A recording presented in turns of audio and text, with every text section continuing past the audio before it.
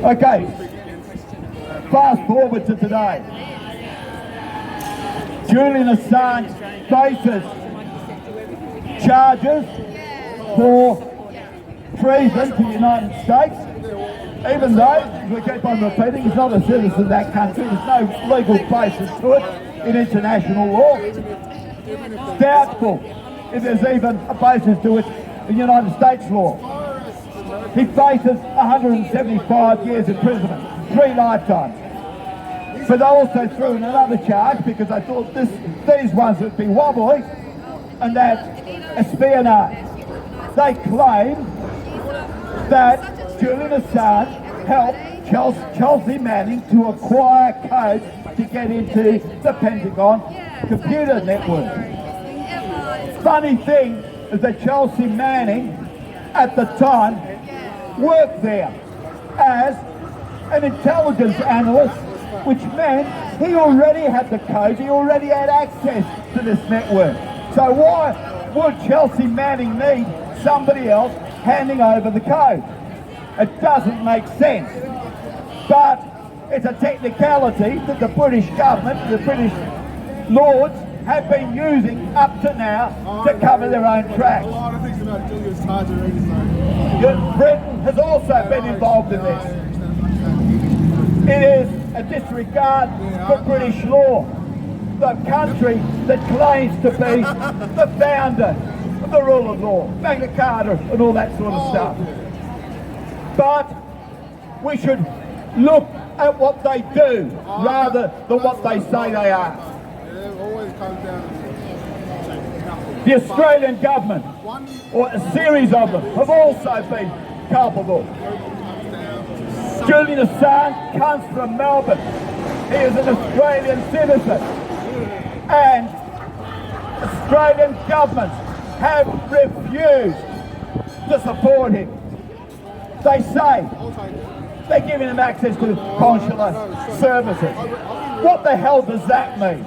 Absolutely nothing. Because the public statements of successive prime ministers has been, we will not get involved. Matter of fact, you read between the lines, we want him prosecuted.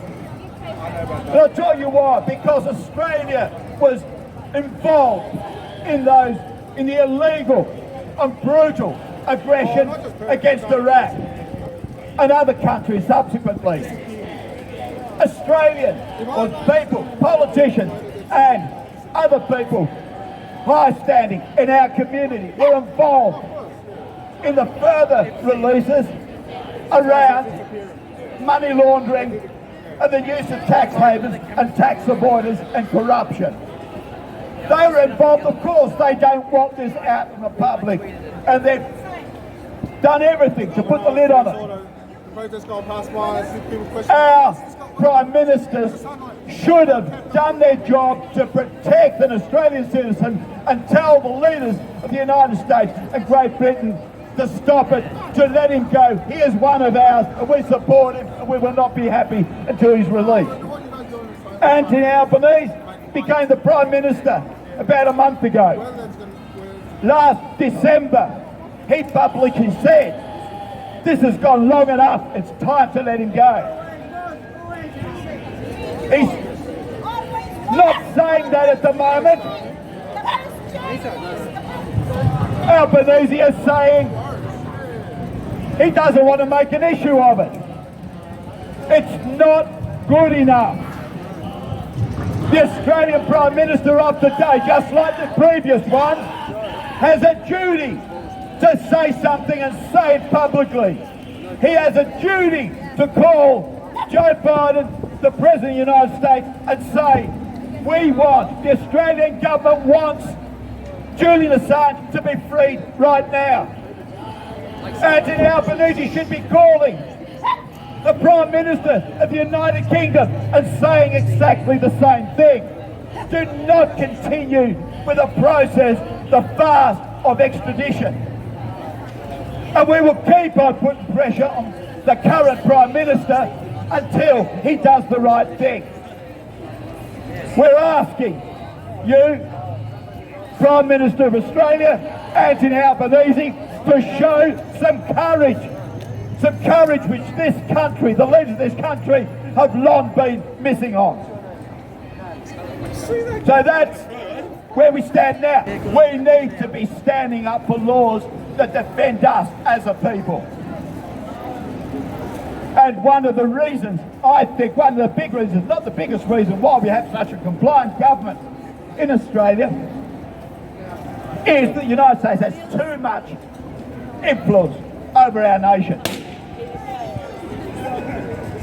Another release from WikiLeaks was the procession of would-be leaders of the major political parties and would-be prime ministers before their own people know that they had to front up at the US Embassy in Canberra and get permission. Now WikiLeaks exposed this, exposed cables from the US Embassy in Canberra to Washington. And that's the information that was contained there. I'll say it again. Australian leaders have to get permission from Washington to be leaders in Australia. It's a disgrace. And that is why they are so compliant. And if we don't want to trash our own rights, in the short term we need to defend Julian Assange. In the longer term, we need to put a stop to this rot. All of us need to say something, stand up, put a stop to this rot, and make sure that we roll this wheel backwards. We need to insist that the law and politicians are supposed to be there to serve us and not to serve them.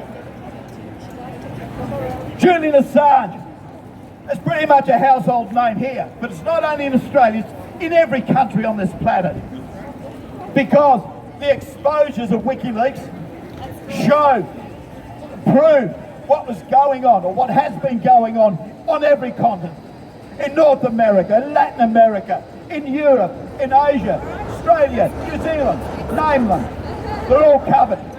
And the peoples of these countries know about Julian Assange.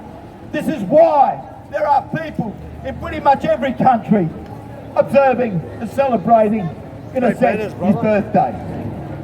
He is an international hero.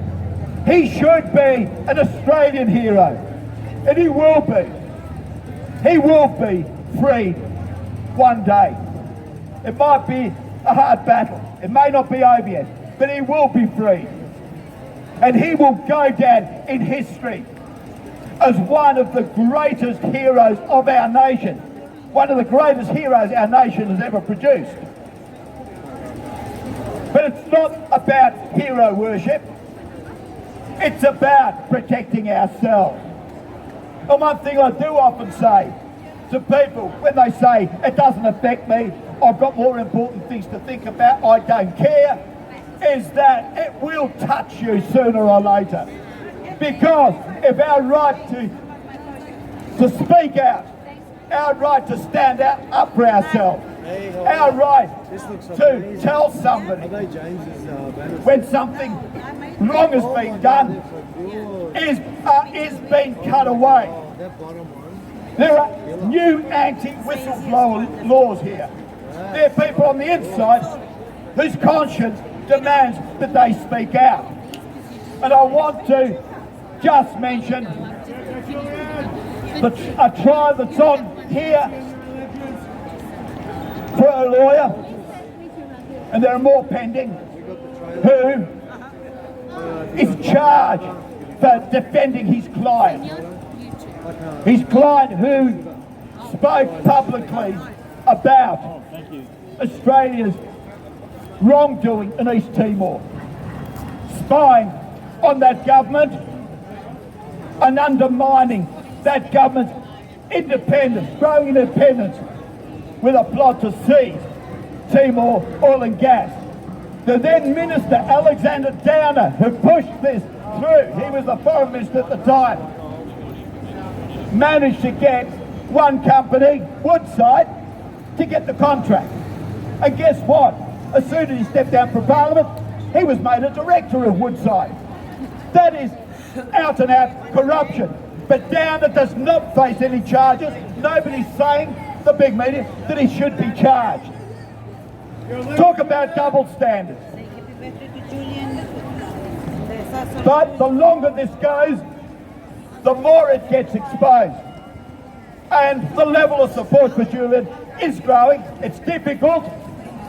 You know, I've been hearing stories in Australia about journalists, artists, musicians who are too scared as a rule to say something because the word is out. Having had my little blast, I want to again say happy birthday to Julian.